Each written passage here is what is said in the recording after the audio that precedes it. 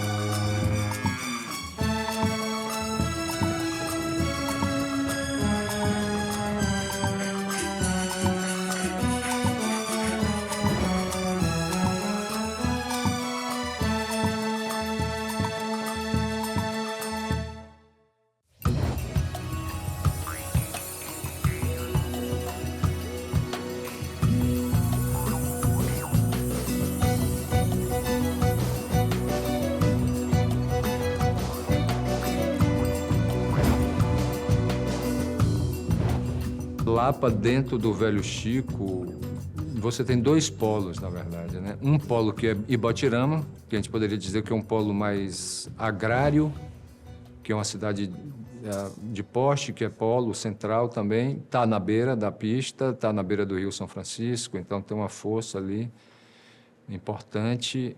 E a Lapa tem uma vida própria, né? Lá também, como Monte Santo, enriquece o Velho Chico com sua própria história da peregrinação, que é uma economia enorme que gira ali, né? É uma economia de um turismo religioso que é muito forte.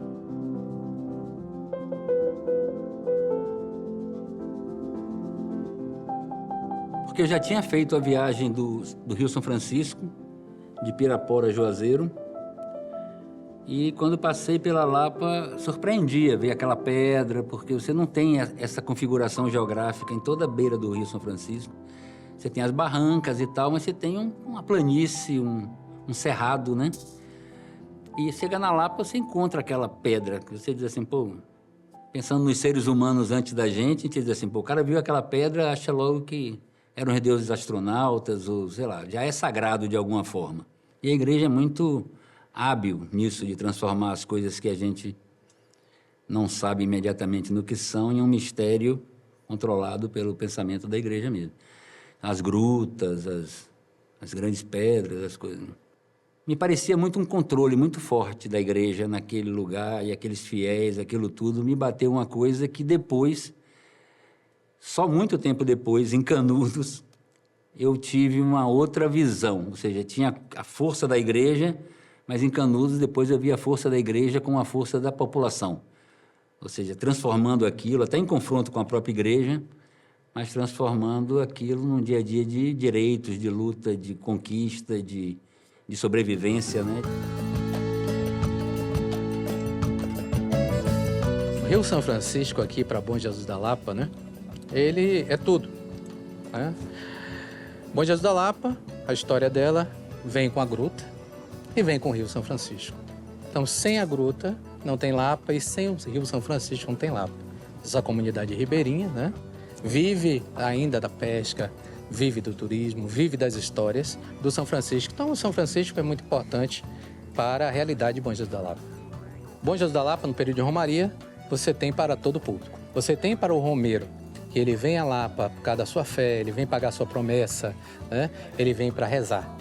E você tem a questão do comércio. Então, aqui nós temos o Shopping do Romeiro, que é o maior shopping a céu aberto aqui, onde várias pessoas de vários locais do país vêm vender seus produtos, vêm comprar seus produtos aqui em Bom Jesus da Lapa. Isso movimenta a economia de toda a região. Então, todas as cidades, as pessoas estão vindo a Lapa nesse período. Um dos privilégios de Bom Jesus da Lapa é exatamente a sua posição geográfica, né?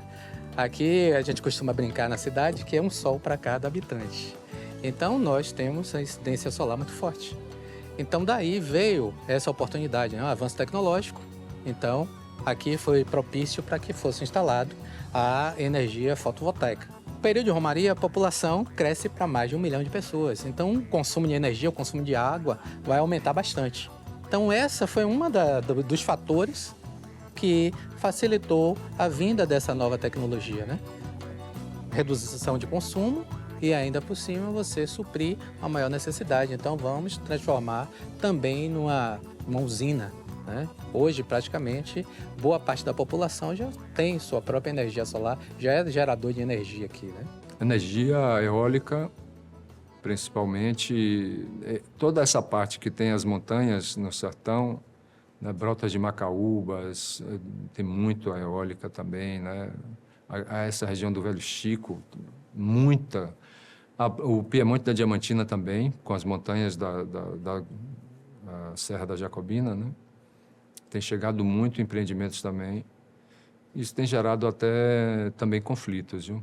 É interessante, porque você pensa na perspectiva da energia de fonte mais limpa, que é a eólica, legal, mas tem um impacto social e ecológico muito grande, porque as torres... Você tem que abrir estradas para as torres chegarem em cima das serras, tem que dinamitar rochas, entendeu? Modifica bastante a paisagem também e mexe um pouco com as comunidades locais também.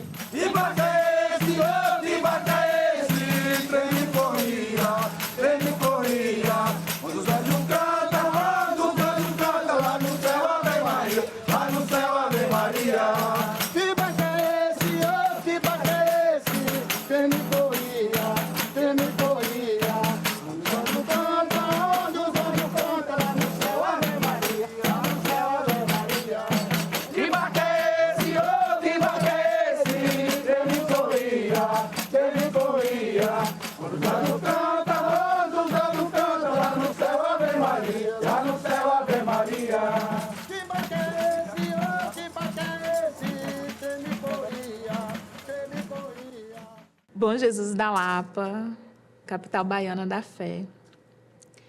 É cidade quente, acolhedora, e temos as romarias, né, que são muito famosas.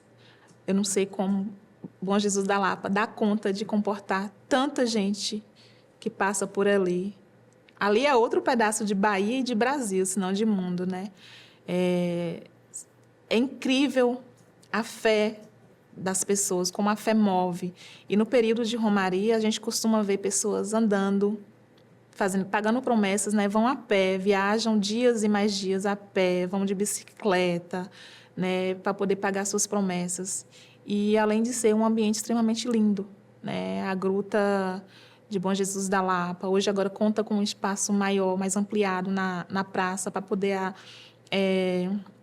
melhor comportar, né? Não só os turistas, mas também os moradores da própria cidade.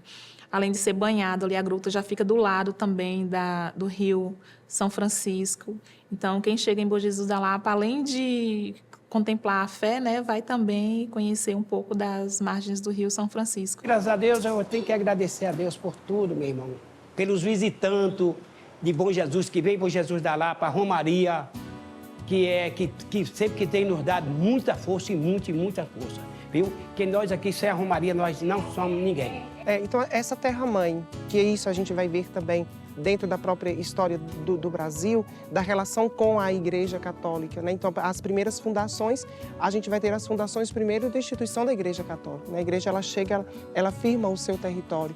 Então, aí, a partir daqui também, a gente vê essa relação com Minas, né? E aí a gente vai perceber essa influência na nossa linguagem e no nosso falar, né? Mas, olhando para Carinhanha enquanto terra-mãe, daqui se emergem muitas outras cidades, daqui se emergem muitos outros territórios que também fizeram parte daqui.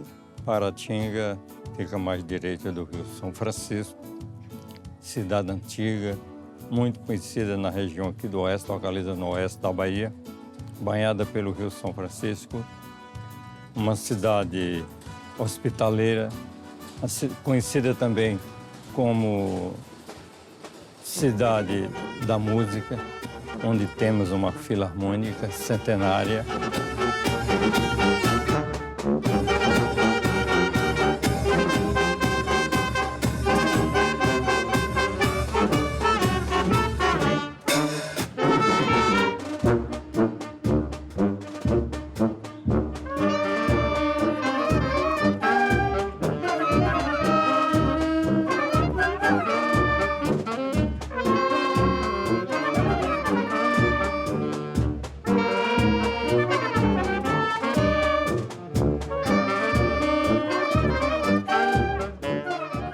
A Sociedade Filarmônica 13 de Junho é uma entidade que foi fundada em 1902 aqui em Paratinga. E daí para cá, nunca parou.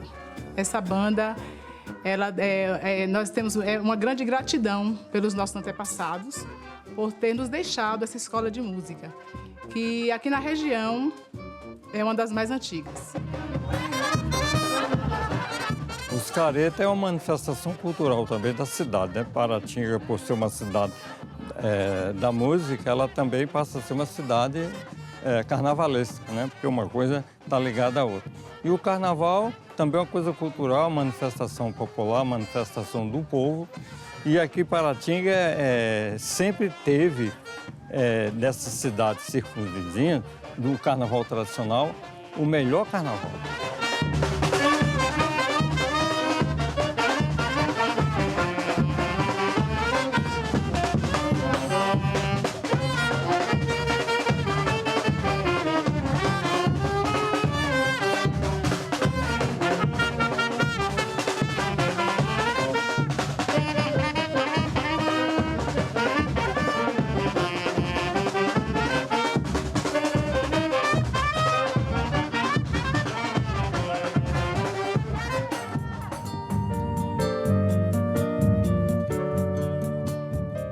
Falar do meu trabalho, né, para mim é um prazer, que além de estar falando de uma coisa que me realizo através da arte e falar do meu povo. Essa é a minha cultura. Eu faço as minhas obras baseadas nas coisas cotidianas que eu vejo, que eu vivi e que é meu povo. Eu levo a minha história para os grandes centros, para os outros verem como é a nossa cultura. Visitando aquelas feiras lá, né, de artesanato, aí eu vi, eu falei, poxa, eu faço essas peças aí também. Sou capaz de couro, fazia bolsa, comecei a fazer bolsa, cinta, uns trabalhos tudo artesanal, né? Madeira é uma criatividade, que nem esses galhos de árvore, formatos, raízes, né? Incrível. É fazer assim uns paninhos pra ficar bonitinho, né? Porque de primeiro não tinha linha. Era difícil ter linha. A linha era de algodão, fiado. Eu também fiava em roda. Né? Foi os outros que me ensinou. Não. Eu nunca tive uma aula de nenhum. Há um rio afogando em mim, secando, secando, secando. Tem rompante os mistérios que já vi, esperando, esperando. esperando o fim. Foi na margem do meu peito que você pisou e se fez dona só pra magoar minha ciranda que desanda, se desandar. Aqui a gente tem o mocó, aqui a gente tem o guariba, né? E a gente tem o peixe, o surubim. A gente tem a fantástica viagem do Nego d'Água, né?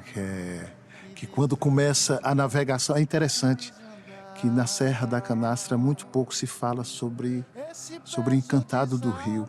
Mas quando você começa de Pirapora, que você começa a ouvir aquelas ondas, né? A cachoeira, as ondas do rio, aí começa todo o imaginário, até desaguar no oceano. Aí é interessante trazer e você materializar. É o meu olhar de beiradeiro de São Franciscano, de morador desse vale maravilhoso. Olha só, eu até me emociono, porque falar do Rio São Francisco me lembra minha avó. Ai, desculpa. Porque minha avó, ela falava que na casa da minha avó hoje tem uma máquina de costura e ela sempre contava que ela, quando mais nova, foi para São Paulo, que ia no vapor pelo Rio São Francisco e aí trabalhou, conseguiu comprar essa máquina de costura e quando ela retornou de São Paulo, meu avô, na época, acho que eles iam para São Paulo a cavalo e aí tinha o vapor, que os produtos colocavam no vapor. E ela disse que ela veio de São Paulo, não me recordo agora como foi o meio que ela veio, mas que a máquina de costura levou meses para chegar. E aí que ela já tinha perdido as esperanças que ela ia receber essa máquina de costura.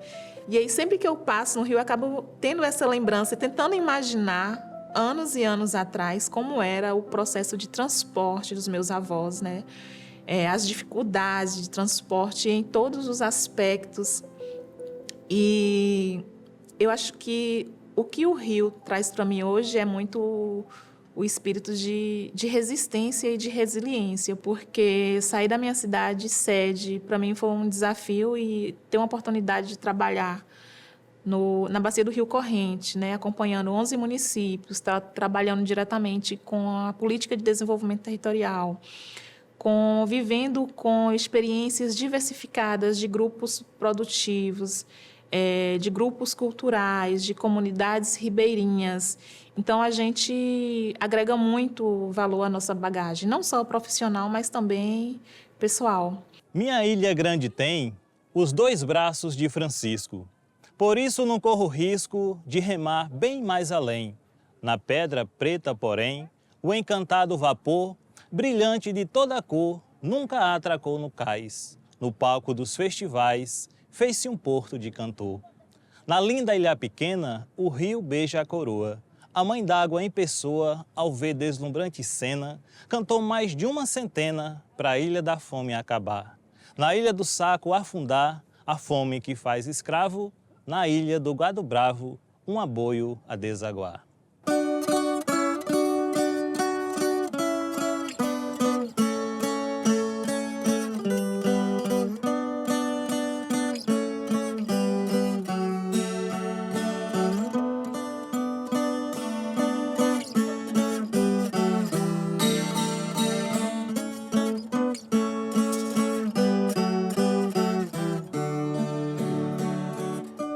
Quando descobriram o Brasil, veio o povo europeu, também veio o africano, como escravo que sofreu, mas deixaram a história, bastantes lendas nos deu.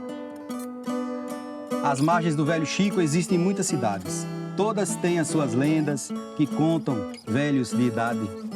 Eles contam e acreditam, dizem que é pura verdade. E no Rio São Francisco, contam os velhos do passado, existe o compadre d'água, que qualquer um pega no nado. Dentro ou fora da canoa não escapa do malvado. Dizem que ele se transforma em quase tudo que quer. Se transforma em cabaça para pegar quem ele quiser. Tem dentes brancos e afiados, come tudo o que puder. A sua cabeça é pelada, nariz grande de taboca, as presas qual caititu, vive debaixo de loca. Os pés, mãos, como de pato, ligeiro, tal como a foca. Tem gente do velho Chico, que são pescadores do rio, e falam com precisão desse compadre arredio. Adulto, jovem ou criança, quem o vê tem calafrio. As lendas do São Francisco.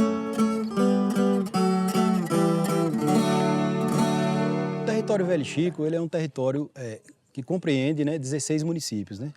Então, assim, é um território muito comprido, né, que vai de Barra, fronteira com Piauí, até Carinhanha, fronteira com Minas Gerais, né? Então, desses municípios do Velho Chico, nós temos mais de 80% banhados pelo Rio São Francisco. Os municípios que não são banhados pelo Rio São Francisco, de certa forma, eles são afluentes, né, desse rio, né, que desaguam não só com pequenos riachos, mas também com manifestações, né? Existem trocas culturais nesses 16 municípios do território. E o Rio São Francisco é como se fosse o eixo central, né? É por isso que chama-se Território Velho Chico. É um território rico em manifestações culturais, né? Da poesia, às artes visuais, à música, ao teatro, né? Quero ver o Rio São Francisco São, Velho Chico São, eu quero ver o Rio São Francisco São, Velho Chico São. Quero ver água correr pura e cristalina, a minha rima é reflorir os calumbis. O rio não ri com essa chuva fina, é como o riso de menina infeliz. A insanidade perfurou as suas veias, fugiu sereias, peixes negros e sacis. Tão por um triz os curumins das aldeias, não tem água, não tem ceia, mas tem força pra lutar. E sorri, eu quero ver o Rio São Francisco São, Velho Chico São, eu quero ver o Rio São Francisco São, Velho Chico São. Então eu acho que o território Velho Chico é essa síntese, né? Essa síntese, que também não fica de fora todas as suas contradições também, né? É um território também rico e ao mesmo tempo, né, tem seus problemas de desigualdade, né? Tem os seus conflitos agrários, né? Desde a década de 70 até hoje, né? É um território que se registra muitos conflitos de terra. Então, assim, mas que não deixa de ter também, nessa síntese, uma beleza também, uma riqueza cultural muito importante, né? Que se traduz nisso que eu estou falando para vocês, né? Em poesia, em música. No cinema também, nós temos pessoas interessantes aqui no território Velho Chico, né? O filme A Cidade do Futuro, ele é uma ficção documental, né? O histórico, a história do filme é toda baseada em Serra do Ramalho, toda baseada na vivência das pessoas de Serra do Ramalho, né? Eu fui um dos protagonistas. Então, o filme ele contou a minha história, né? Juntamente com o meu ex-companheiro Gilmar e a mãe do nosso filho, a Mila, né? E aí ele pegou o contexto de como vivia esse município, as nossas vivências. Então, é uma ficção documental. Inicialmente, eu pensei que era uma coisa, né? Como seria um documentário sobre os abrigados de Sobradinho e tal. E aí eu fui e comecei a entender, eu vi que tinha um tema além do que era proposto inicialmente, né? Mas ele sempre foi claro, né? Mas eu não fiz questão de me importar assim com o tema. Não importa. Eu quero apoiar a ideia. A ideia que me fascina, eu quero apoiar a ideia de fazer um cinema em Serra do Ramalho. Com o passar dos dias e das gravações, eu fui entendendo mais o contexto e, consequentemente, as pessoas... Muita gente ouviu os boatos na cidade que estavam fazendo um filme assim, assado, e rolou bastante boato, né? Na época. E aí a gente não se abalou pelos comentários da cidade, não. Muita gente falava, a gente estava até comentando, que chamava a gente de doido, que ia ver se não vai dar em nada, vocês estão perdendo seu tempo, é sem futuro isso aí que vocês estão fazendo. Mas a gente estava de olho no projeto, a gente estava com a fé no projeto, acreditando no projeto, que foi maravilhoso. Foi uma história muito bonita, que tem ficção na história, mas que também tem verdade na história, né? Se eu pudesse voltar o meu tempo de criança, revivia a juventude com muita perseverança, morar de novo no sítio, na casa de alvenaria, ver passarinhos cantando quando vem rompendo o dia.